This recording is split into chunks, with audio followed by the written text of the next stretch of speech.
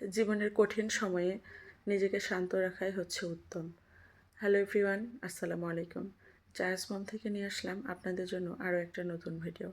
আজকে আমি বাসায় রান্না করেছি ছোটো মাছ, তো এটাই আপনাদের সাথে শেয়ার করছি।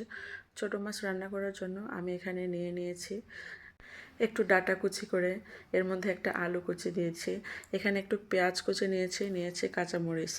এছাড়াও এর মধ্যে আমি দিয়ে দিয়েছি হলুদ, মরিচ, ধনিয়ার গুঁড়ো, বাটা মশলার মধ্যে ছিল জিরা, একটু আদা বাটা আর পরিমাণ মতো তেল দিয়ে আমি সবগুলো উপকরণকে খুব ভালোভাবে হাতে চটকিয়ে মেখে নিয়েছি।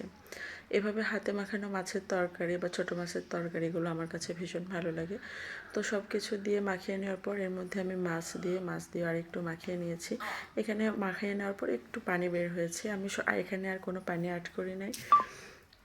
তো তারপরে আমি এটাকে একটু হালকা নাড়াচাড়া করে নিয়েছি তেলের ওপরে, যাতে কাঁচা মশলার গন্ধগুলো চলে যায়। তারপরে একটু পরিমাণ মতো পানি দিয়েছি, অল্প একটু দিয়ে ঢাকনা দিয়ে অল্প আছে 15 থেকে 20 মিনিটের মতো রান্না করে আমি নামিয়ে নিয়েছি।